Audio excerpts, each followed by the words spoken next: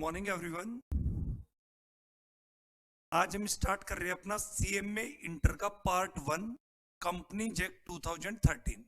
इसकी वेटेज है 40 marks. Weightage है आपकी 40 मार्क्स। तो कुछ कंसेप्ट मैं आपको बताने जा रहा हूं बेटा, जो पूरे कंपनी जैक में आपको मदद करेंगे।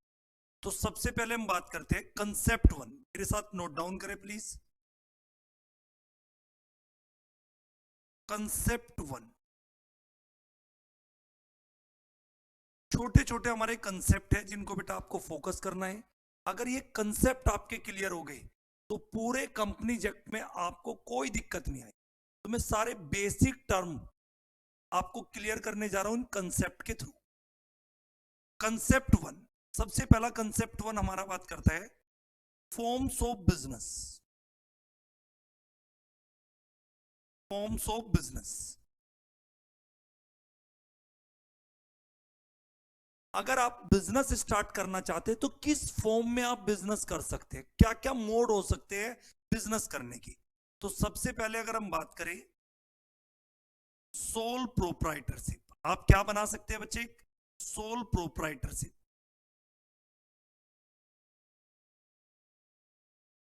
तो पहला तरीका क्या है बिजनेस करने का, सोल प्रोप्राइटरशिप। आप पार्टनरशिप बना सकते हैं बच्चे। बिजनेस करने का एक तरीका क्या होता है इंडिया में, पार्टनरशिप। आप पार्टनरशिप बना के भी बिजनेस कर सकते हैं। अगर मैं बात करूं बेटा एलएलपी, एलएलपी का मतलब लिमिटेड लायबिलिटी पार्टनरशिप। एक नया तरीका है बिजनेस करने का, लिमिटेड लायबिलिटी पार्टनरशिप।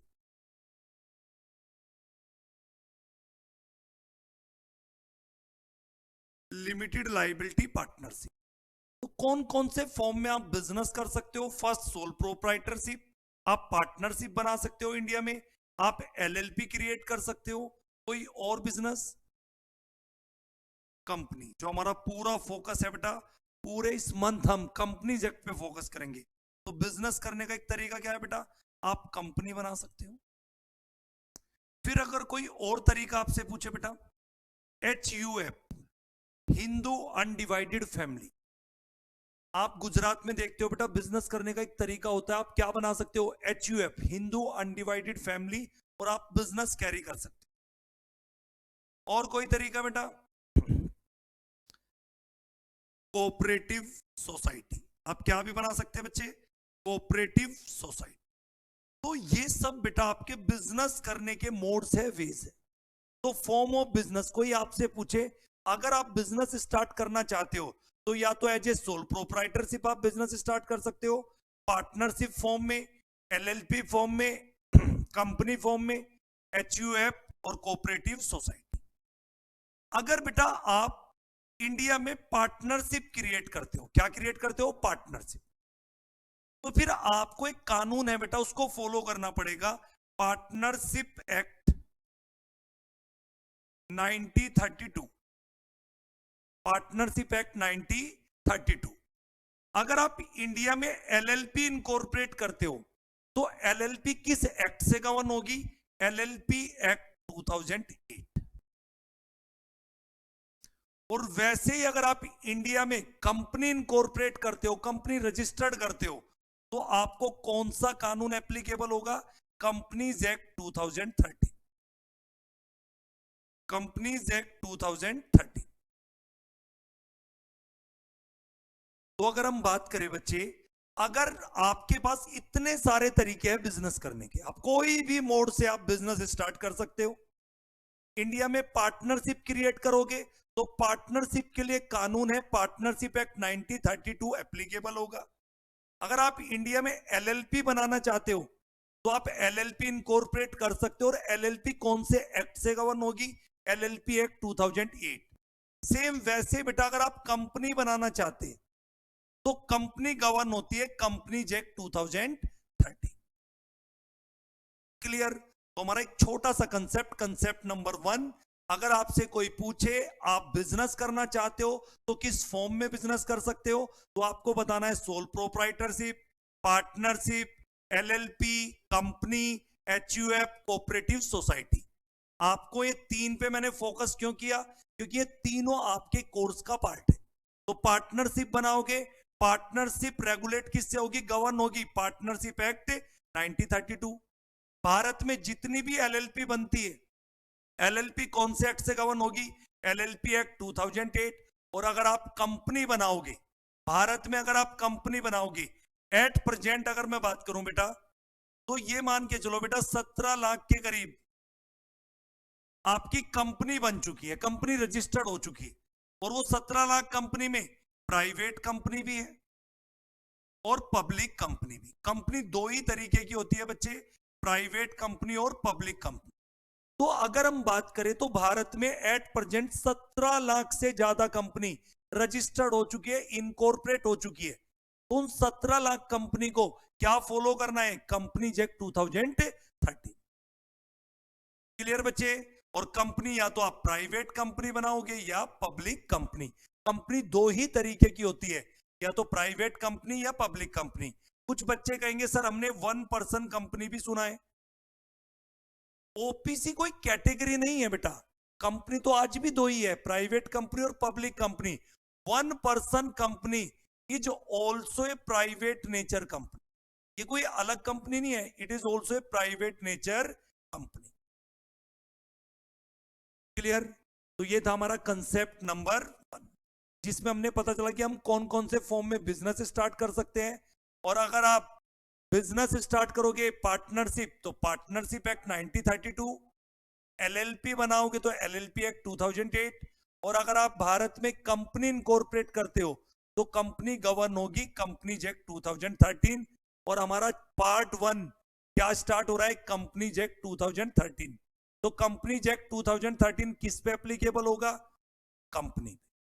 जो भी आपने इंडिया में कंपनी बनाई है उन कंपनी पे कौन सा कानून लगेगा, कंपनीज एक्ट 2013। तो ये था बेटा कंसेप्ट 1। कोई दिक्कत, ये हमारा कंसेप्ट 1 हो गया। नेक्स्ट फिर हम बात करते हैं बेटा कंसेप्ट नंबर 2। कंसेप्ट नंबर 2 हमारा कौन सा एक्ट है बेटा, कंपनीज एक्ट 2013। फिलहाल हमारा कौन सा एक्ट लगता है कंपनी पे, कंपनीज एक्ट 2013। लेकिन कंपनीज एक्ट 2013 से पहले कौन सा एक्ट हुआ करता था बच्चे, कंपनीज एक्ट 1956। Companies act 1956। क्या सर कंपनीज एक्ट 1956 से भी पहले कोई एक्ट था, बिल्कुल था बच्चे। Companies act 2013, companies act 1913। और अगर हम सबसे पहले कंपनीज एक्ट की बात करें तो कंपनीज एक्ट 1850, 1850 में बेटा पहला कंपनीज एक्ट आया। सर क्यों आया इतने पुराने टाइम पे कंपनीज एक्ट, क्योंकि जब अंग्रेज आए थे बेटा उन्होंने हमारे देश में रूल किया है बेटा। तो जो अंग्रेज आए थे पहले बिजनेस पर्पज के लिए आए थे। और आपने सुना होगा ईस्ट इंडिया कंपनी, जब अंग्रेज आए तो उन्होंने बिजनेस स्टार्ट किया, और क्या, ईस्ट इंडिया कंपनी। और जब कंपनी है तो कंपनी को रेगुलेट करने के लिए क्या आया, कंपनीज एक्ट 8050। तो फर्स्ट कंपनीज एक्ट 8050, उसके बाद और भी बहुत सारे एक्ट आए बेटा। फिर कंपनीज एक्ट 1913। देश आजाद होने के बाद, हमारा देश कब आजाद हुआ, 1947 में। हमारा संविधान कब बना, 1950 में।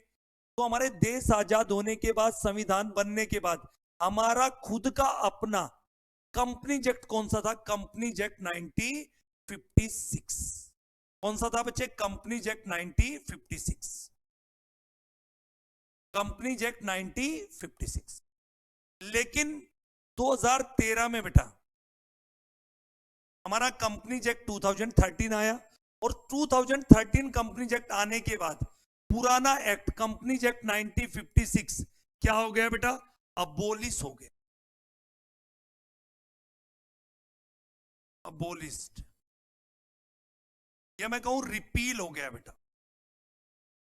यानी कंपनीज एक्ट 2013 आने के बाद ये जो हमारा पुराना एक्ट था कंपनीज एक्ट 1956 ये खत्म हो गया, अबोलिश हो गया, रिपील हो गया। रिपील का मतलब इस तरीके से खत्म हो गया जैसे कि ये कभी था ही नहीं। तो मुझे ये बताओ जल्दी से, देश आजाद होने के बाद हमारा कौन सा एक्ट था? Companies act 1956। अभी एट प्रेजेंट हम 2025 की बात करें तो अभी हमारे कंपनियों पे कौन सा कानून लगता है? Companies act 2013। तो कंपनीज एक्ट 1956 को कौन से एक्ट ने रिप्लेस किया? Companies act 2013। क्लियर बच्चे? फिर यहीं पे क्वेश्चन आना चाहिए बेटा, आपके दिमाग में क्वेश्चन बनाओ। Why companies act, why companies act 1956 replaced by companies act 2013।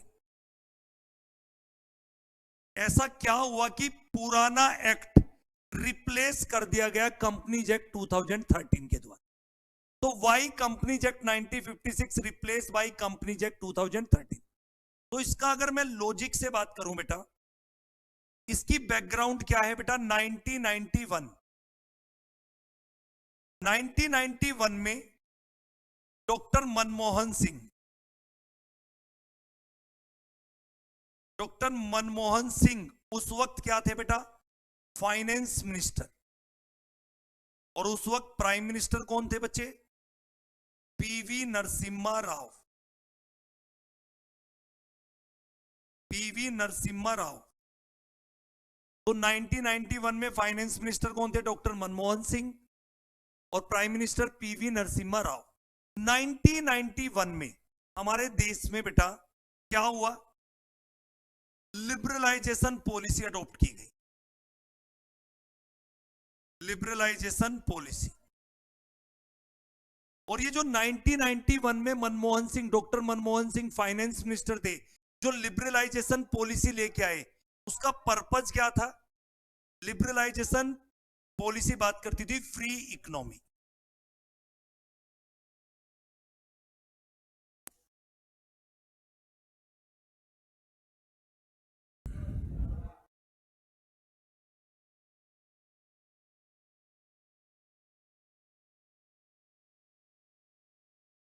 Liberalisation policy किसकी बात करती थी बेटा?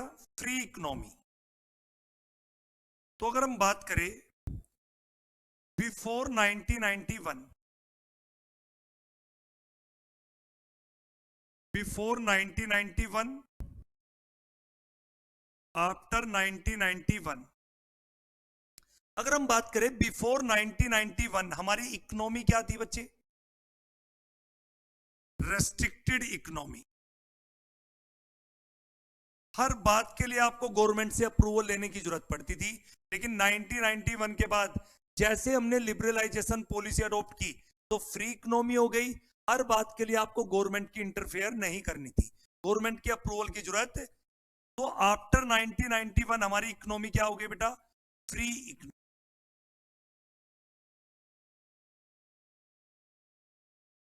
अब मुझे जल्दी से बताओ आप, जब हमारा कंपनीज एक्ट 1956 था तो कौन सी इकोनॉमी बेस था?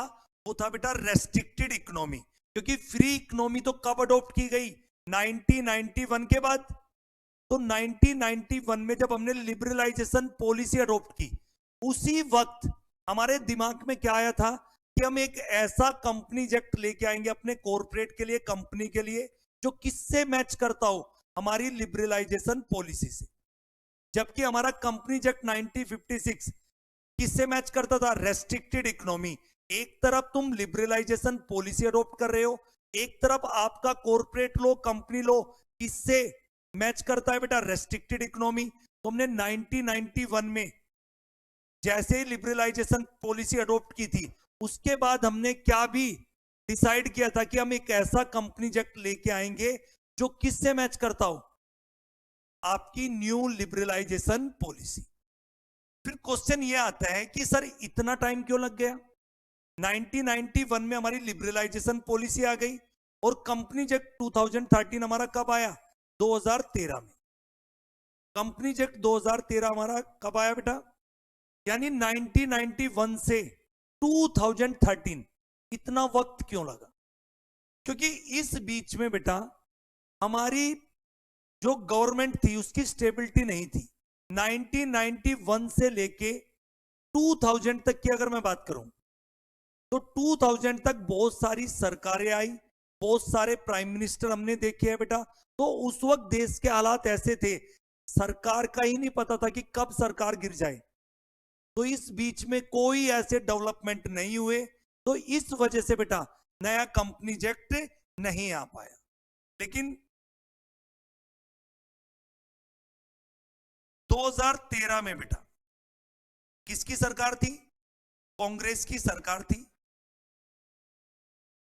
2013 में बेटा कांग्रेस की सरकार थी और कांग्रेस क्या लेके आई बेटा? नया कंपनीज एक्ट 2013। तो कोई भी आपसे पूछे बेटा कांग्रेस ने क्या किया है, तो आप बता सकते हो जो हमारा कंपनीज एक्ट 2013 है वो किसकी गवर्नमेंट में आया? कांग्रेस की गवर्नमेंट में आया। तो 2013 में जब कांग्रेस थी तो कांग्रेस क्या लेके आई? Companies act 2013। लेकिन ये खुशी में लेके नहीं आई कांग्रेस। 2014 बेटा जो हमारा टाइम था 2014 वो इलेक्शन टाइम था। 2014 में बेटा इलेक्शन होने थे प्राइम मिनिस्टर के, इलेक्शन टाइम। कांग्रेस लेके आई हमारा कंपनीज एक्ट 2013। लेकिन 2014 में बेटा सरकार चेंज हो जाती है, वो सरकार किसकी आ जाती है? बीजेपी की। लेकिन आपको याद रखना है बेटा कांग्रेस के टाइम पे कंपनीज एक्ट 2013 आया। ओरिजिनली कंपनीज एक्ट किसके द्वारा बनाया गया? कांग्रेस के द्वारा। फिर ये ओरिजिनल कंपनीज एक्ट की अगर मैं बात करूं, कंपनीज एक्ट 2013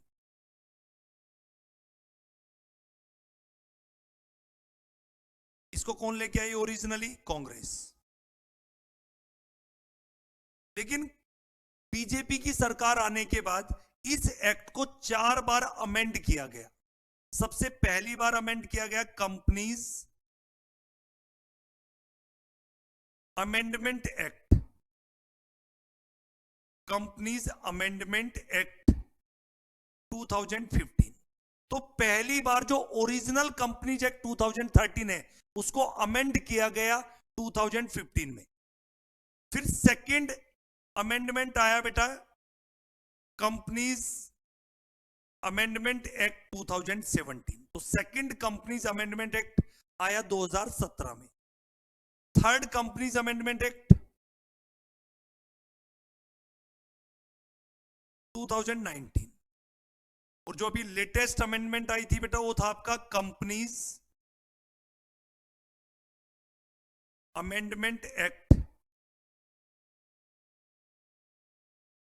2020। तो मैं क्या कहना चाहता हूं बच्चे, ओरिजिनल एक्ट कांग्रेस लेके आई और ये एक्ट 4 बार अमेंड हो चुका है। कुछ बच्चे बोलेंगे सर हम इस एक्ट को अब क्या बोले? भैया एक्ट तो आज भी कौन सा है? Companies act 2013। Originally companies act 2013 Congress की सरकार में आया, लेकिन बीजेपी की सरकार में इस वक्त बीजेपी की गवर्नमेंट थी और इस एक्ट को 4 बार क्या किया गया बेटा? अमेंडमेंट। क्योंकि कांग्रेस जल्दबाजी में इस एक्ट को लेके आई थी, इलेक्शन टाइम था, लोगों को यह बताना था या दिखाना था कि हम क्या लेके आए हैं, नया कंपनीज एक्ट। लेकिन उसमें बहुत सारी कमियां थी, खामियां थी, इसलिए उस एक्ट को अमेंड करना पड़ा। तो बेटा एक बात हमेशा याद रखना, चाहे एक्ट हो चाहे अमेंडमेंट एक्ट हो, चाहे एक्ट हो या एक्ट में क्या हो बच्चे? अमेंडमेंट। तो चाहे कोई एक्ट बनाना हो, एक्ट भी कहां से बनता है? पार्लियामेंट। और अगर किसी एक्ट में अमेंडमेंट करनी है तो वो भी किसके थ्रू होती है? पार्लियामेंट। क्लियर? तो मैंने आपको कुछ छोटी छोटी बातें बताई बेटा। इसमें पिक्चर की बात करें तो हमने क्या देखा कंसेप्ट 2 में? कंपनीज एक्ट 2013 ने कौन से एक्ट को रिप्लेस किया? जो इंडिया का एक्ट था, कंपनीज एक्ट 1956 को रिपील किया, अबोलिश किया। क्यों रिप्लेस किया गया 2013 के द्वारा कंपनीज एक्ट 1956? क्योंकि हमने 1991 में लिबरलाइजेशन पॉलिसी अडॉप्ट की थी और हम चाहते थे हमारा कंपनीज एक्ट ऐसा हो जो न्यू लिबरलाइजेशन पॉलिसी है उससे मैच करता हो, तो हमने 2013 में कांग्रेस लेके आई कंपनीज एक्ट 2013, लेकिन बाद में जब बीजेपी की गवर्नमेंट आई, जो अभी भी चल रही है, 4 बार इस एक्ट को अमेंड किया गया। पहली बार अमेंड किया गया कंपनीज अमेंडमेंट एक्ट 2015, फिर companies amendment act 2017, companies amendment act 2019 और कंपनीज अमेंडमेंट एक्ट 2020। नेक्स्ट बेटा, तो ये थे हो गए हमारे कंसेप्ट 1, कंसेप्ट 2। अगर आपको बेसिक कंसेप्ट क्लियर हो गए तो आपको पूरा कंपनी एक्ट आसान लगेगा। अगर आप रट्टा लगाओगे तो लो का कभी भी आप रट्टा नहीं लगा पाओगे। आप कंसेप्ट को समझे, बेसिक कंसेप्ट की अगर आपको अच्छी नॉलेज है, अगर आपका बेस क्लियर हो गया, फिर आपको लो में कोई दिक्कत नहीं आएगी। नेक्स्ट हमारा है concept number 3। Concept number 3, concept 3 बात करता है जो हमारा कंपनीज एक्ट है, कंपनीज एक्ट 2013। कोई बच्चा बताएगा कंपनीज एक्ट 2013 पार्टनरशिप पे एप्लीकेबल है, एलएलपी पे या कंपनी पे? सर कंपनी पे कैसी बात करते हो आप? तो कंपनीज एक्ट 2013 किस पे एप्लीकेबल है? जो भी कंपनी इंडिया में रजिस्टर्ड हुई है, उन सारी कंपनी पे तो कंपनीज एक्ट 2013 लगेगा ही। तो कंपनी, भारत में अगर आप कंपनी बनाओगे तो कंपनी गवर्न होगी कौन से एक्ट से? Companies act 2013। तो ये जो हमारा कंपनीज एक्ट 2013 है, इसमें 470 सेक्शन है। 470 सेक्शन, टोटल सेक्शन कितने हैं? 470 सेक्शन। इन 470 सेक्शन को 29 चैप्टर में डिवाइड किया गया है, प्लस 7 शेड्यूल। क्या भी पढ़ने हैं कंपनी एक्ट में? 7 शेड्यूल। एक ऐसा शेड्यूल है जो बचपन से आप अकाउंट में पढ़ रहे हो, शेड्यूल 3, जो आपके financial statement, balance sheet, P&L, उनका फॉर्मेट, प्रेजेंटेशन, वो किसके अकॉर्डिंग होती है? शेड्यूल 3। और वो शेड्यूल 3 किसका है? Companies act 2013। तो MCQ में क्वेश्चन आ सकता है बेटा कि कंपनीज एक्ट में टोटल कितने शेड्यूल हैं? तो आपको बताना है 7 schedule plus central government rules, plus central government rules. तो सेंट्रल गवर्नमेंट को क्या भी आपको साथ में रूल्स भी पढ़ने। दो बातें बेटा, एक होता है बेटा एक्ट, एक होता है रूल्स। कंपनीज एक्ट में आप सेक्शन तो एक्ट तो पढ़ोगे कंपनीज एक्ट, साथ में क्या पढ़ोगे? सेंट्रल गवर्नमेंट ने कंपनीज एक्ट में कुछ रूल्स बना रखे। सेंट्रल गवर्नमेंट के क्या भी पढ़ने आपको? रूल्स। एक्ट कौन बनाता है बेटा? पार्लियामेंट। एक्ट बनाने की पावर किसकी है? पार्लियामेंट। और रूल्स बनाने की पावर किसकी है? Central government. रूल्स बनाने की पावर किसकी है बच्चे?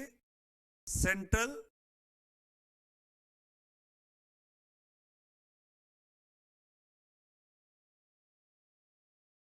गवर्नमेंट। तो रूल्स बनाने की पावर किसकी है बच्चे? Central government. सर हमें तो पार्लियामेंट और सेंट्रल गवर्नमेंट का डिफरेंस ही नहीं पता। तो बेटा पार्लियामेंट का मतलब क्या होता है? It is a combination, it is a combination between, it is a combination between ruling party, ruling party जिसका देश पे राज चल रहा है, जैसे हम बोले NDA, ruling party plus opposition party. Congress क्या है बेटा? Opposition party. तो अगर मैं पार्लियामेंट की बात करूं एक लाइन में, तो पार्लियामेंट एक्ट बनाने की पावर, देश आजाद होने के बाद जो भी कोई कानून बनता है, एक्ट बनता है, चाहे वो इनकम टैक्स एक्ट हो, कंपनीज एक्ट हो, वो कहां पे बने हैं बच्चे? पार्लियामेंट में। और पार्लियामेंट का मतलब it is a combination between ruling party and opposition party. तो पार्लियामेंट का मतलब combination between ruling party and opposition party. तो पार्लियामेंट में रूलिंग पार्टी के भी एमपी बैठते हैं और अपोजिशन पार्टी के एमपी भी। और रूल्स बनाने की पावर कंपनीज एक्ट में किसकी होती है बेटा? Central government. और पूरे कंपनीज एक्ट में जब भी मैं सेंट्रल गवर्नमेंट बोलता हूं, सेंट्रल गवर्नमेंट का मतलब होता है मिनिस्ट्री ऑफ कॉर्पोरेट अफेयर। पूरे कंपनीज एक्ट में जब भी मैं सेंट्रल गवर्नमेंट वर्ड यूज करूंगा तो आपको समझना है मिनिस्ट्री ऑफ कॉर्पोरेट और मिनिस्ट्री ऑफ कॉर्पोरेट अफेयर की मिनिस्टर कौन है, ये भी याद रखना है, निर्मला सीतारमन। निर्मला सीतारमन। तो बेटा आपको एक दो बातें याद रखनी है, एक्ट बनाने की पावर पार्लियामेंट की होती है, रूल्स बनाने की पावर सेंट्रल गवर्नमेंट की होती है। पूरे कंपनीज एक्ट में जब भी कभी तुम्हें सीजी लिखा मिले तो समझ जाना सीजी का मतलब क्या है, मिनिस्ट्री ऑफ कॉर्पोरेट अफेयर। तो मिनिस्ट्री ऑफ कॉर्पोरेट अफेयर की मिनिस्टर कौन है, निर्मला सीतारमन। हमारी फाइनेंस मिनिस्टर भी निर्मला सीतारमन है, और मिनिस्ट्री ऑफ कॉर्पोरेट अफेयर की मिनिस्टर भी कौन है, निर्मला सीतारमन। तो याद रखना है बच्चे, एक्ट पार्लियामेंट के थ्रू बनता है, और अगर एक्ट में अमेंडमेंट होनी है तो एक्ट भी पार्लियामेंट के थ्रू बनेगा, और एक्ट में जो अमेंडमेंट होगी वो भी पार्लियामेंट के थ्रू होगी। लेकिन रूल्स बनाने की पावर कंपनीज एक्ट में सेंट्रल गवर्नमेंट को, और सेंट्रल गवर्नमेंट का मतलब पूरे कंपनीज एक्ट में मिनिस्ट्री ऑफ कॉर्पोरेट अफेयर। और एक बात हमेशा याद रखना बेटा, डायरेक्टली कभी भी एक्ट नहीं बनता है, पहले बिल होता है बेटा, फिर वो बिल किस में कन्वर्ट होता है बच्चे, एक्ट में। लेकिन पहले बिल कहां पे रखा जाएगा, पार्लियामेंट के दो हाउस होते, लोकसभा, आपको बिल पहले लोकसभा में पास कराना पड़ेगा, लोकसभा के बाद राज्यसभा में, और ऐसा जरूरी नहीं कि पहले लोकसभा में ही, जनरली देखने को मिलता है लोकसभा में हम बिल पास कराते हैं। और बीजेपी तो बिल क्यों लोकसभा में पास कराती है, क्योंकि 2019 से लेके 2014 से लेके बेटा 2024 के चुनाव से पहले बीजेपी का लोकसभा में बहुमत था, तो वो कोई भी बिल आसानी से लोकसभा में पास करा लेती थी। लेकिन 2024 का चुनाव में बीजेपी को पूर्ण बहुमत नहीं मिला है, बीजेपी की 240 सीट है, और एक्चुअल सीट कितनी होनी चाहिए, 272। तो बेटा सरकार तो एनडीए की है, लेकिन बीजेपी का अपना पूर्ण बहुमत नहीं है। बीजेपी की कितनी सीट है, 240, और बहुमत कितने पे होता है, 272। तो कहने का मतलब क्या है, कोई भी बिल पहले कौन से हाउस में जाता है, लोकसभा, राज्यसभा। हम लोअर हाउस भी बोल देते हैं लोकसभा को, अपर हाउस। तो बिल लोकसभा में पास होगा, फिर राज्यसभा में पास होगा, और जैसे ये बिल पास हो जाएगा दोनों हाउस में, तो फिर ये बिल साइन के लिए कहां पे जाएगा, ये बिल साइन के लिए, या आप बोल सकते हो एसेंट के लिए, सहमति के लिए, किसके पास जाएगा, president of India, president of. और जैसे ही प्रेसिडेंट ऑफ इंडिया किसी बिल पे साइन कर देंगे तो बिल किस में कन्वर्ट हो जाएगा बेटा, वो बिल कन्वर्ट हो जाएगा एक्ट में। तो ये भी पता होना चाहिए एक बिल कैसे एक्ट बनता है। तो पहले बिल दोनों हाउस में रखा जाता है, लोकसभा, राज्यसभा। लोकसभा में अप्रूव होने पहले अप्रूव कराओ, फिर राज्यसभा में अप्रूव कराओ। दोनों हाउस की अप्रूवल मिलने के बाद आप बिल को प्रेसिडेंट ऑफ इंडिया के पास भेजो, वो अपनी एसेंट और साइन करेंगे। जैसे ही बिल पे प्रेसिडेंट ऑफ इंडिया के साइन होंगे, बिल किस में कन्वर्ट हो जाएगा, एक्ट। तो कुछ छोटी छोटी बातें कंसेप्ट नंबर 3 में क्या निकल के आई, कंपनीज एक्ट में टोटल सेक्शन कितने हैं, 470 सेक्शन। क्या सर हमें 470 सेक्शन पढ़ने हैं सीएम इंटर में, नहीं, आपको सेक्शन 1 से लेके 122, कंपनीज एक्ट के सिर्फ सेक्शन 1 से लेके 122 प्लस एक चैप्टर है बेटा, सेपरेट चैप्टर डायरेक्टर, उसमें कुछ सेक्शन दे रखे हैं, ये आपका कोर्स कंटेंट है। तो सेक्शन 1 से लेके 122, और एक चैप्टर कौन सा है आपका, डायरेक्टर।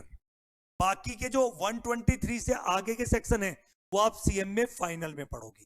तो कंपनीज एक्ट का सेक्शन 1 से लेके 122 आपके कोर्स में कवर है, और साथ में एक चैप्टर है डायरेक्टर, और डायरेक्टर भी डिटेल में नहीं पढ़ना है, बेसिक कंसेप्ट आपको डायरेक्टर के जानना। तो अगर मैं यहां पे बात करूं बेटा, क्या क्या बातें निकल के आई, छोटी छोटी बातें। कंपनीज एक्ट 2013 में टोटल सेक्शन 470 सेक्शन को कितने चैप्टर में डिवाइड किया, 29 चैप्टर। कितने शेड्यूल है, 7 शेड्यूल। क्या कंपनीज एक्ट में हमें सेंट्रल गवर्नमेंट के रूल्स भी पढ़ने हैं, बिल्कुल पढ़ने हैं। और रूल्स बनाने की पावर कंपनीज एक्ट में किसको है, सेंट्रल गवर्नमेंट को। और कंपनीज एक्ट में सेंट्रल गवर्नमेंट का मतलब ministry of corporate affair. Act बनाने की पावर पार्लियामेंट की, एक्ट में अमेंडमेंट करने की पावर पार्लियामेंट की।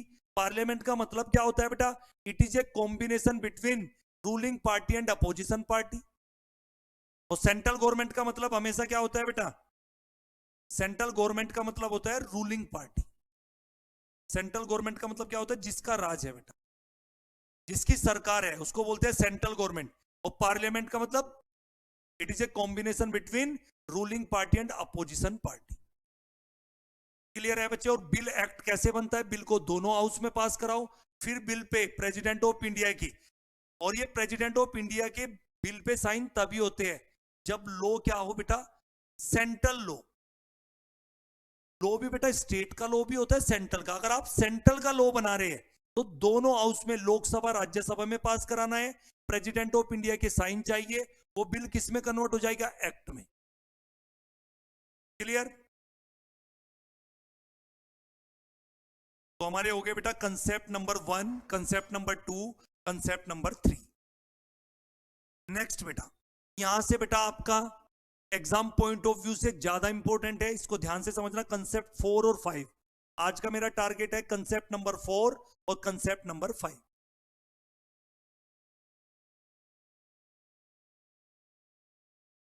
Concept number 4, concept number 4।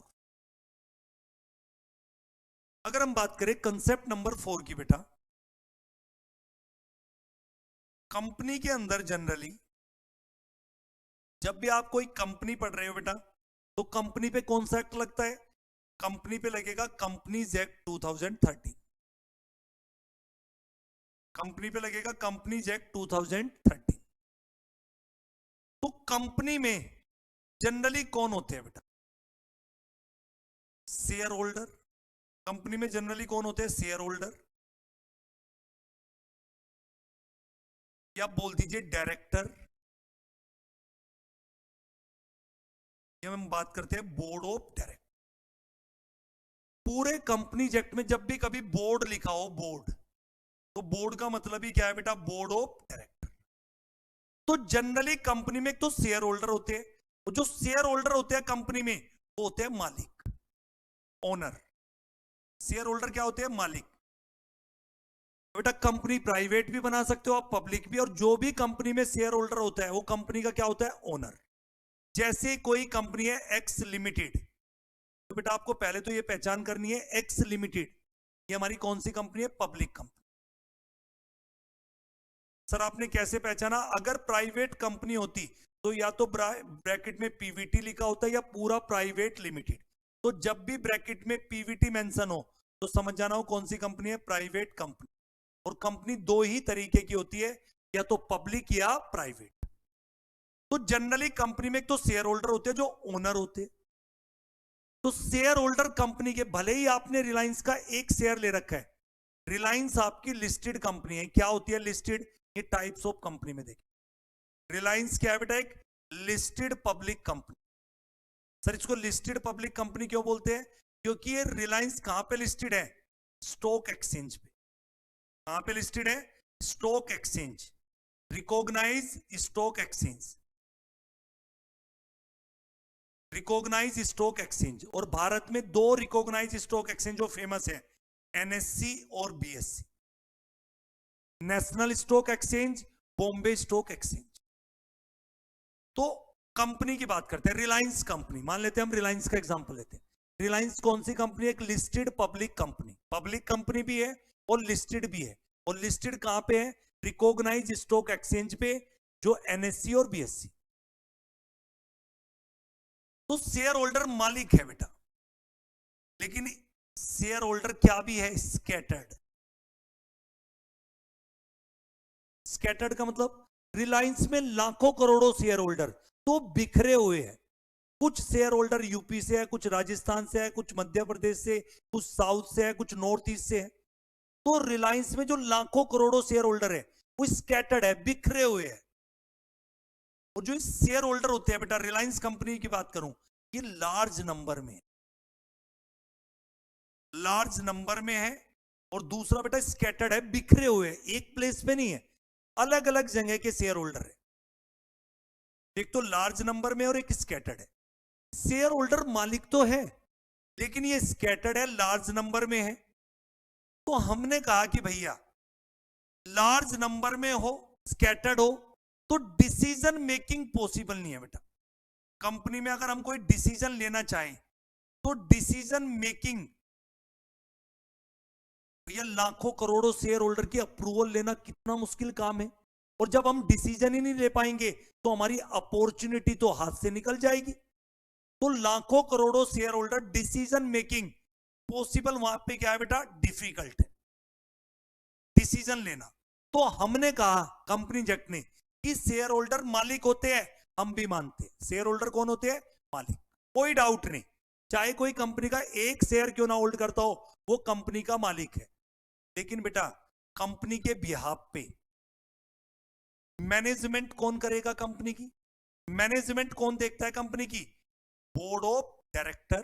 Management किसके हाथ में होती है बेटा, बोर्ड ऑफ डायरेक्टर या डायरेक्टर। तो मालिक शेयर होल्डर होते हैं लेकिन वो स्कैटर्ड है, लार्ज नंबर में है, तो कंपनी के बिहाफ पे मैनेज कौन करते हैं, बोर्ड ऑफ डायरेक्टर बोल दीजिए, डायरेक्टर। ये कंपनी के कौन होते हैं बेटा, ब्रेन। अगर कोई तुमसे पूछे कंपनी की आंख, कान, ब्रेन कौन है बेटा, बोर्ड ऑफ डायरेक्टर। तो मैनेज करते हैं बोर्ड ऑफ डायरेक्टर, मालिक होते हैं शेयर होल्डर। कंपनी के बिहाफ पे मैनेज कौन करते हैं, board of director. Sir director और बोर्ड ऑफ डायरेक्टर में क्या फर्क है, डायरेक्टर और बोर्ड ऑफ डायरेक्टर में क्या फर्क है, सुनना मेरी बात। जो डायरेक्टर होता है बेटा, director is always individual natural person. जो भी कंपनी का डायरेक्टर होगा वो always individual natural person. Suppose कीजिए बेटा ये हमारी एक्स लिमिटेड कंपनी है, पब्लिक कंपनी है, क्योंकि प्राइवेट होती तो क्या लिखा होता, प्राइवेट लिमिटेड। क्या एक्स लिमिटेड में वाई लिमिटेड डायरेक्टर बन सकती है क्या, हाँ या ना। क्या एक्स लिमिटेड एक कंपनी है, क्या एक वाई लिमिटेड जो दूसरी कंपनी है वो एक्स लिमिटेड के बोर्ड में डायरेक्टर बन सकती है, नो नो। क्यों, क्योंकि वाई लिमिटेड एक कंपनी है और कंपनी क्या होती है बच्चों, एक आर्टिफिशियल पर्सन, और डायरेक्टर हमेशा कौन होगा बच्चे, director is always individual natural person. तो किसी भी कंपनी में जो डायरेक्टर अपॉइंट होते हैं वो हमारे जैसे, तुम्हारे अरुण सर के जैसे या तुम्हारे जैसे किसी पर्सन को ही हम डायरेक्टर बना सकते हैं। तो director is always individual natural person. एक कंपनी के बोर्ड में हमेशा जो डायरेक्टर होंगे वो इंडिविजुअल नेचुरल पर्सन हो। क्या एक कंपनी दूसरी कंपनी की डायरेक्टर हो सकती है, नो। क्या एक पार्टनरशिप फर्म किसी कंपनी की डायरेक्टर हो सकती है, नो। क्या एक एलएलपी किसी कंपनी की डायरेक्टर हो सकती है, नो। रीजन क्या दे के आओगे, director is always individual natural person. तो डायरेक्टर हमेशा कौन होगा, हमारे जैसा एक इंडिविजुअल नेचुरल पर्सन को हम कंपनी में डायरेक्टर अपॉइंट करते हैं। डायरेक्टर कभी भी कोई कंपनी, पार्टनरशिप फर्म, एलएलपी किसी कंपनी की डायरेक्टर नहीं हो। तो director is always individual natural person. Sir director तो समझ में आया, फिर ये बोर्ड ऑफ डायरेक्टर क्या होता है बेटा, बोर्ड ऑफ डायरेक्टर का मतलब होता है collective body of director. Collective body of director is known as board of director. यानी इंडिविजुअली तो हम बोलेंगे डायरेक्टर, और कलेक्टिवली अगर सारे डायरेक्टर को हमारी कंपनी में एक्स लिमिटेड में 9 डायरेक्टर है तो इंडिविजुअली तो हम उसको क्या बोल रहे हैं, डायरेक्टर, और कलेक्टिवली 9 डायरेक्टर को कंबाइन करके हम क्या वर्ड यूज करते हैं, बोर्ड ऑफ डायरेक्टर। तो डायरेक्टर इंडिविजुअली हम वर्ड यूज करते हैं डायरेक्टर, और collective body of director is known as board of director. फिर अगला क्वेश्चन आता है बच्चे कि कंपनी में कितने डायरेक्टर होते हैं, फिर हम शेयर होल्डर भी देखेंगे। चलो हम दोनों ही देख लेते हैं बेटा। पहले हम बात करते हैं मालिक कौन होता है कंपनी की, शेयर होल्डर। अगर हम बात करें शेयर होल्डर की बच्चों, कंपनी में कितने शेयर होल्डर होते हैं, 3 पार्ट में डिवाइड करो कंपनी। एक कंपनी ले लेते हैं पब्लिक कंपनी, एक होती है प्राइवेट कंपनी, एक होती है 1 पर्सन कंपनी। सर अभी तो आप कह रहे थे कंपनी दो ही तरीके की होती है, बिल्कुल कंपनी आज भी दो ही तरीके की है, प्राइवेट कंपनी और public. OPC is also private nature company, कोई अलग कंपनी नहीं है, अलग कैटेगरी नहीं है। ये भी कौन सी कंपनी होती है? Private nature company. लेकिन आज के टाइम पे आप एक नॉर्मल प्राइवेट कंपनी भी बना सकते हो और प्राइवेट के अंदर 1 पर्सन कंपनी भी बना सकते हो। तो पब्लिक कंपनी में कोई तुमसे पूछे मिनिमम मेंबर कितने होते हैं, या मेंबर बोल दीजिए शेयर होल्डर, या आपसे कोई पूछे मैक्सिमम शेयर होल्डर कितने होते हैं बेटा, तो आपको याद रखना है पब्लिक कंपनी में मिनिमम 7 मेंबर। रिलायंस एक पब्लिक कंपनी और मैक्सिमम अनलिमिटेड। तो पब्लिक कंपनी में minimum 7 member share holder, maximum share holder unlimited. Private company में minimum 2 member, maximum 200। 1 person company में मिनिमम 1 मेंबर और मैक्सिमम भी कितने? 1 मेंबर। क्लियर बेटा? तो पब्लिक कंपनी में मिनिमम 7 शेयर होल्डर बोल दीजिए, 7 member, maximum unlimited. Private company में minimum 2 member, maximum 200। 1 person company में मिनिमम 1 सोल मेंबर और मैक्सिमम 1 सोल मेंबर। फिर हम बात करते बेटा, तो शेयर होल्डर की बात हुई। सेम अगर हम बात करें डायरेक्टर की, डायरेक्टर कितने होंगे बेटा, उसको भी देखते हैं। Director public company, private company, 1 person company, OPC company. तो अगर हम बात करें बेटा मिनिमम डायरेक्टर, मैक्सिमम डायरेक्टर, तो प्राइवेट कंपनी में मिनिमम 3, प्राइवेट में 2, ओपीसी में 1, मैक्सिमम 15, मैक्सिमम 15। 1 पर्सन कंपनी में भी मैक्सिमम कितने होते हैं? 15। डिटेल में मैं पढ़ाऊंगा 1 पर्सन कंपनी, तो उसके अंदर मैं बताऊंगा कि 15 सच में क्यों होते हैं, रीजन क्या है। अभी बस ये समझो, डायरेक्टर पब्लिक कंपनी में मिनिमम 3 डायरेक्टर, प्राइवेट कंपनी में 2, ओपीसी में 1, मैक्सिमम डायरेक्टर 15। तो क्या हमने बेटा ये भी जाना मालिक कौन होते हैं कंपनी में? Share holder. मैनेज कौन करता है कंपनी को? Board of director. डायरेक्टर जो बोर्ड में होते हैं वो हमेशा इंडिविजुअल नेचुरल पर्सन होते। Collective body of individual director is known as board of director. Minimum director कितने, वो हमने देखा पब्लिक कंपनी में 3, प्राइवेट में 2, ओपीसी में 1। मैक्सिमम तीनों ही कंपनी में 15 डायरेक्टर कंपनी के बोर्ड में हो सकते।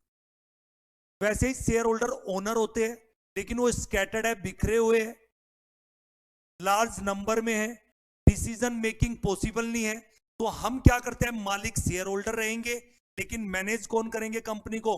Board of director on behalf of share holder. तो ये था बेटा हमारा कंसेप्ट नंबर, जिसने हमें ये क्लियर कर दिया कि कंपनी में शेयर होल्डर होते हैं और डायरेक्टर होते हैं, मालिक कौन होते हैं और मैनेजमेंट किसके हाथ में। क्लियर बच्चों? ये था हमारा कंसेप्ट नंबर 4। आज का हमारा लास्ट कंसेप्ट बेटा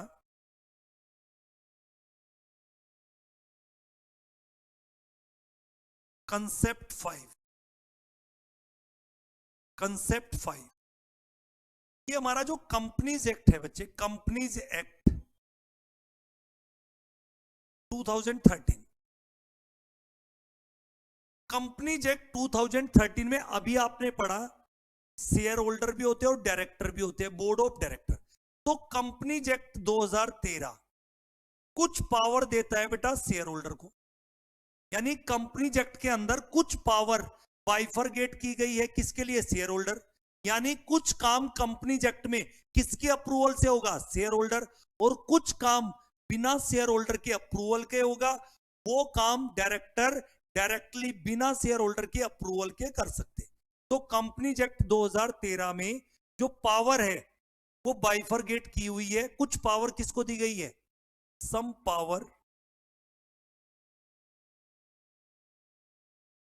power exercised by board of director.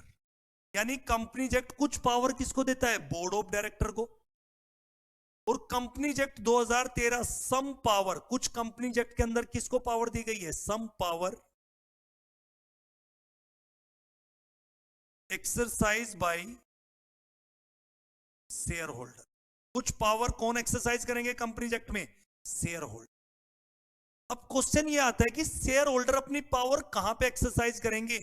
General meeting. ये वर्ड सीख लो, एक नया वर्ड है, लो का एक नया वर्ड।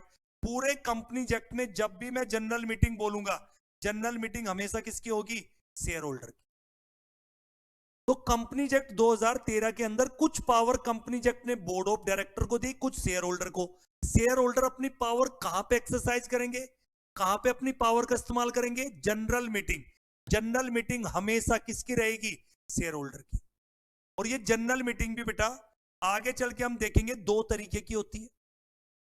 एक तो साल में मीटिंग होती है शेयर होल्डर की, उसको बोलते हैं एनुअल जनरल मीटिंग।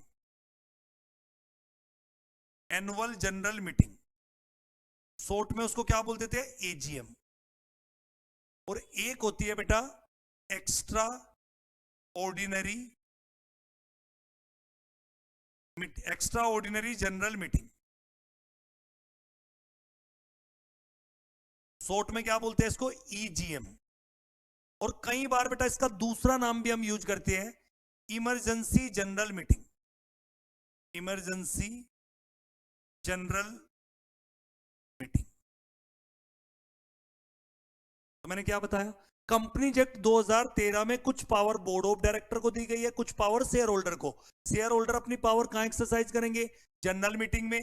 और जनरल मीटिंग दो तरीके की होती है, साल में जो एक बार होती है उसको बोलते हैं एनुअल जनरल मीटिंग। और साल के बीच में अगर आपको शेयर होल्डर की अप्रूवल लेनी है तो कौन सी मीटिंग करा सकते हो शेयर होल्डर की? ईजीएम, इमरजेंसी जनरल मीटिंग, या आप बोल सकते हो एक्स्ट्रा ऑर्डिनरी जनरल मीटिंग। वैसे ही बेटा बोर्ड ऑफ डायरेक्टर को कुछ पावर किसको दी गई है? बोर्ड ऑफ डायरेक्टर को। यानी जहां पे companies act board of director को पावर दे रहा है तो बोर्ड ऑफ डायरेक्टर को शेयर होल्डर की अप्रूवल लेने की जरूरत नहीं है। लेकिन कुछ ऐसे काम है जो किसके अप्रूवल से होंगे? शेयर होल्डर की अप्रूवल से। तो फिर बोर्ड ऑफ डायरेक्टर को वो काम करने के लिए पहले किसकी अप्रूवल लेनी पड़ेगी? शेयर होल्डर की अप्रूवल लेनी पड़ेगी। और शेयर होल्डर अप्रूवल कहां पे देंगे? जनरल मीटिंग में। और जनरल मीटिंग कितने तरीके की? दो तरीके की। साल में जो एक बार मीटिंग होती है एनुअल जनरल मीटिंग, उस साल के बीच में कभी भी आप बुला सकते हो EGM, emergency general meeting. Board of director अपनी पावर कहां एक्सरसाइज करते हैं? Board meeting. तो याद रखना बेटा शेयर होल्डर की हमेशा मीटिंग कौन सी होगी? General meeting. और बोर्ड ऑफ डायरेक्टर की कौन सी मीटिंग होगी? Board meeting. तो दो वर्ड क्लियर हो जाने चाहिए, general meeting, board meeting. General meeting किसकी? शेयर होल्डर की। बोर्ड मीटिंग किसकी? Board of director. और जनरल मीटिंग किसकी? Share holder. क्लियर बच्चे? तो ये भी क्लियर हो जाना चाहिए कि कंपनीज एक्ट में पावर बाइफरगेट की है, डिवाइड की गई है। कुछ पावर बोर्ड ऑफ डायरेक्टर को दी है, तो जो पावर बोर्ड ऑफ डायरेक्टर की है वहां पे शेयर होल्डर की अप्रूवल लेने की जरूरत नहीं है। लेकिन जो पावर शेयर होल्डर की है वो काम आप शेयर होल्डर के अप्रूवल लेके ही कर सकते हो। तो शेयर होल्डर की अप्रूवल कहां लोगे? जनरल मीटिंग में। फिर यहीं पे क्वेश्चन आता है बेटा, ये जो जनरल मीटिंग होती है, जनरल मीटिंग किसकी बच्चे बताना मुझे एक बार? जनरल मीटिंग हमेशा होती है शेयर होल्डर। तो बेटा जनरल मीटिंग में दो तरीके के रेजुलेशन पास होते हैं जनरल मीटिंग में। Two types of resolution pass in general meeting. Two types of resolution passed in general meeting. दो तरीके के रेजुलेशन पास होंगे जनरल मीटिंग में। कौन से दो तरीके के रेजुलेशन है बेटा? एक को हम बोलते हैं ऑर्डिनरी रेजुलेशन। Ordinary resolution. एक होता है बेटा स्पेशल रेजुलेशन। यानी जनरल मीटिंग के अंदर दो तरीके के रेजुलेशन पास होते हैं, या तो ओआर या स्पेशल रेजुलेशन। शॉर्ट में याद कर लो अभी से बेटा, पेपर में कई बार लिखा होगा OR ordinary resolution, SR special resolution. तो मुझे जल्दी से बताओ जनरल मीटिंग में कितने तरीके के रेजुलेशन पास होंगे? ओआर और या एसआर। यानी कंपनीज एक्ट के कुछ मैटर पे जब मीटिंग में डिसाइड होंगे कुछ मैटर में ओआर पास होगा, कुछ मैटर में एसआर। ओआर का मतलब समझो पहले तो तुम। ओआर का मतलब है जितने भी मीटिंग में शेयर होल्डर आए हैं, अगर वहां पे ओआर पास होना है तो इसका मतलब कितने शेयर होल्डर की अप्रूवल चाहिए? More than 50% votes in favour. अगर 50% से ज्यादा शेयर होल्डर अपने अप्रूवल देते थे, more than 50% votes in favour, then such resolution will be pass. Such resolution will be pass.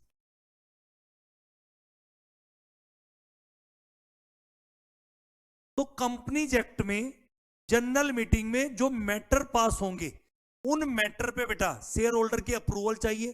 तो कहीं पे तो कंपनीज एक्ट में लिखा है कि जनरल मीटिंग में ओआर पास होगा, कहीं पे एसआर। सर मुझे कैसे पता चलेगा पेपर में? बेटा कंपनीज एक्ट आपको खुद बताएगा। कुछ मैटर में कंपनीज एक्ट में ओआर पास होता है, कुछ मैटर में एसआर। जब हम ओआर की बात करते हैं तो कुछ मैटर पे ओआर का मतलब जितने, सपोज कीजिए हमारी जनरल मीटिंग हो रही थी, 100 मेंबर मीटिंग में आए, 100 मेंबर मीटिंग में आए बेटा, तो जनरल मीटिंग हो रही है बेटा, तो जनरल मीटिंग हमेशा किसकी होती है? शेयर होल्डर की। और जो जनरल मीटिंग हो रही है, जिस मीटिंग को अटेंड करने शेयर होल्डर आए, उस मीटिंग का हमेशा एक एजेंडा जरूर होगा। सपोज कीजिए हम किसी डायरेक्टर को रिमूव करना चाहते हैं, किसी डायरेक्टर की रेम्युनरेशन इंक्रीज करना चाहते हैं, तो एजेंडा जरूर होगा। हमारी कंपनी बोनस शेयर इशू करना चाहती है, तो सपोज कीजिए 100 मेंबर आए मीटिंग में, तो अगर वहां पे ओआर पास होना है तो इसका मतलब 51 मेंबर अगर फेवर में वोट करते हैं तो रेजुलेशन पास हो जाएगा, अदरवाइज रेजुलेशन फेल हो जाएगा। तो जनरल मीटिंग में दो तरीके के रेजुलेशन पास होंगे, कुछ मैटर में ओआर पास होगा, कुछ मैटर में एसआर। सर हमें कैसे पता चलेगा? जब तुम कंपनीज एक्ट के सेक्शन पढ़ोगे तो कंपनीज एक्ट खुद बताएगा कि ये काम करने के लिए आपको शेयर होल्डर की अप्रूवल लेनी है, और सर शेयर होल्डर की अप्रूवल भी कौन से रेजुलेशन से? Ordinary resolution. और ऑर्डिनरी रेजुलेशन का मतलब जितने मेंबर मीटिंग में अटेंड हुए 50% से ज्यादा अगर शेयर होल्डर अप्रूवल दे देते हैं तो वो रेजुलेशन पास हो जाएगा, अदरवाइज वो रेजुलेशन फेल हो जाएगा। कहीं पे लिखा होता है कि बेटा एसआर पास चाहिए, कुछ मैटर में क्या चाहिए? एसआर। एसआर का मतलब अगर 75% और more votes in favour, then such resolution will be pass. फिर दोबारा तुम्हारे बता रहा हूं बेटा, मुझे बता दो बस जनरल मीटिंग किसकी? शेयर होल्डर की। जनरल मीटिंग हमेशा किसकी? Share holder. शेयर होल्डर आए जनरल मीटिंग में, तो जनरल मीटिंग में बेटा कोई मैटर होगा, कोई एजेंडा होगा जिसपे डिस्कशन हुआ होगा, फिर वोट होगी। बेटा जब भी कोई जनरल मीटिंग में मैटर होता है, एजेंडा होता है, पहले सारे शेयर होल्डर आके उस पर डिस्कशन करते हैं, डिबेट होती है, फिर वोटिंग होती है। अब कुछ मैटर पे बेटा ओआर चाहिए, कुछ मैटर पे एसआर चाहिए। जिन मैटर पे ओआर चाहिए वहां पे कितनी वोट फेवर में होनी चाहिए? More than 50% votes in favour. और जहां पे एसआर पास चाहिए वहां पे कितनी वोट फेवर में चाहिए? 75% और मोर वोट्स इन फेवर। तो जनरल मीटिंग में बताओ बच्चों कितने तरीके के रेजुलेशन पास होते हैं? ओआर और एसआर। हमें कैसे पता चलेगा कहां ओआर पास होगा, कहां एसआर? कंपनीज एक्ट तुम्हें खुद बताएगा। कुछ मैटर में ओआर पास होता है, कुछ मैटर में एसआर। ओआर में कितनी वोट फेवर में चाहिए? More than 50% votes in favour, then such resolution will be pass. SR में कितनी वोट चाहिए? 75% और more votes in favour, then such resolution will be pass. Clear बेटा? वैसे ही बेटा बोर्ड मीटिंग में, बोर्ड मीटिंग किसकी होती है? बोर्ड ऑफ डायरेक्टर की। बोर्ड मीटिंग में कभी भी ओआर एसआर पास नहीं होते, ओआर एसआर पास होते हैं जनरल मीटिंग में। बोर्ड मीटिंग में पास होते हैं board resolution. Board resolution bye simple majority. तो बेटा बोर्ड मीटिंग में कभी भी किसी के सामने मत बोलना कि ओआर पास होता है या एसआर। जनरल मीटिंग में ओआर एसआर पास होते हैं, बोर्ड मीटिंग में पास होता है board resolution bye simple majority. Suppose कीजिए हमारी कंपनी के बोर्ड ऑफ डायरेक्टर 12 डायरेक्टर है, तो सिंपल मेजोरिटी से रेजोल्यूशन पास कराना है। सिंपल मेजोरिटी का मतलब अगर 7 डायरेक्टर अप्रूवल दे दे बेटा और 5 डायरेक्टर मना कर रहे हैं, तो रेजोल्यूशन बताओ पास या फेल? पास, क्योंकि हमें चाहिए सिंपल मेजोरिटी। और सिंपल मेजोरिटी का मतलब टोटल 12 डायरेक्टर थे, अगर 7 डायरेक्टर अप्रूवल दे दे, सिंपल मेजोरिटी मिल जाए, तो रेजोल्यूशन पास। तो बेटा बोर्ड ऑफ डायरेक्टर को कंपनीज एक्ट में कुछ पावर बोर्ड ऑफ डायरेक्टर को दी है। बोर्ड ऑफ डायरेक्टर अपनी पावर कहां एक्सरसाइज करते हैं? बोर्ड मीटिंग में। बोर्ड मीटिंग में क्या पास होता है? Board resolution bye simple majority. कुछ पावर कंपनीज एक्ट किसको देता है? शेयर होल्डर को। शेयर होल्डर अपनी पावर कहां एक्सरसाइज करते हैं? जनरल मीटिंग में। जनरल मीटिंग भी दो तरीके की, साल में जो एक बार मीटिंग होती है एनुअल जनरल मीटिंग, साल के बीच में आप जब भी चाहो शेयर होल्डर की अप्रूवल ले सकते हो, मीटिंग बुला के, ईजीएम, इमरजेंसी जनरल मीटिंग या extra ordinary general meeting. General meeting में दो तरीके के रेजोल्यूशन पास होते हैं, ओआर, एसआर। कुछ मैटर पे कंपनी एक्ट में ओआर पास होगा, कुछ मैटर पे एसआर। एक और क्वेश्चन सर, अगर लॉ मेकर साइलेंट हो, उसने बस ये लिखा है ए resolution pass in general meeting, तो आपको हमेशा प्रिज्यूम करना है, क्या जम्पशन लेनी है? ओआर। जब तक कुछ ना लिखा हो ओआर, अगर लॉ मेकर ने क्लियरली लिखा है कि जनरल मीटिंग में एसआर पास होगा तो एसआर, अगर ओआर कह रहा है तो ओआर, लॉ मेकर साइलेंट है तो हमेशा क्या प्रिज्यूम करना है? ओआर। ये बात आपको याद रखनी है। आज हमने जो डिस्कशन किया बेटा, वो 5 कंसेप्ट पे किया। पहला कंसेप्ट फॉर्म ऑफ बिजनेस, कौन कौन से फॉर्म में आप बिजनेस कर सकते हो। सेकंड हमने पढ़ा बेटा कि कंपनी एक्ट 2013 से पहले कौन कौन से पुराने एक्ट थे, क्यों हमारा कंपनी एक्ट 1956 रिप्लेस किया गया। थर्ड कंसेप्ट में हमने पढ़ा कि कंपनी एक्ट में टोटल सेक्शन कितने हैं, हमारे कोर्स में कितने हैं। 29 चैप्टर है, 7 शेड्यूल है, सेंट्रल गवर्नमेंट के रूल्स की बात पढ़ी। कंसेप्ट नंबर 4 में हमने क्या देखा बेटा?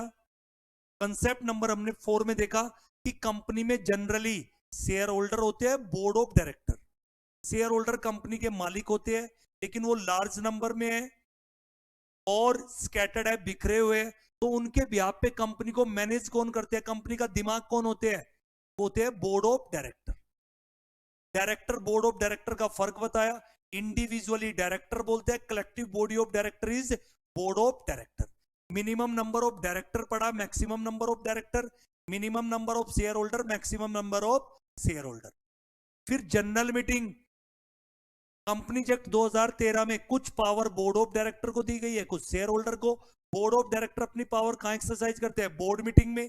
बोर्ड मीटिंग में कौन सा रेजोल्यूशन पास होता है? Board resolution bye simple majority. General meeting में दो तरीके के रेजोल्यूशन पास होते हैं, ओआर, एसआर। ओआर में कितनी वोट चाहिए? More than 50%। एसआर में 75 भी चलेगी और मोर वोट्स। क्लियर बेटा? तो ये आपको ध्यान रखना है। हमने 5 कंसेप्ट को आज क्लियर किया है। नेक्स्ट क्लास में हम कुछ और बेसिक कंसेप्ट को डिस्कस करेंगे। एक बार आपको बेसिक कंसेप्ट क्लियर हो गए, पूरा कंपनी एक्ट आपको आसान लगेगा, वरना आप जिंदगी भर रट्टा लगाते रह जाओगे और आपको कभी भी कंपनी एक्ट समझ में नहीं आएगा। समझ आया? तो बेटा ये सीएमए इंटर का एक्सक्लूसिवली बैच है। आप हमारी बेटा ऑनलाइन क्लास भी परचेज कर सकते हैं, ऑफलाइन भी हमारी क्लास ज्वाइन कर सकते हैं, सीएमए रैंकर लक्ष्मीनगर। ठीक है बच्चे? बाय बाय बच्चे, मिलते हैं नेक्स्ट क्लास में कुछ नए कंसेप्ट के साथ।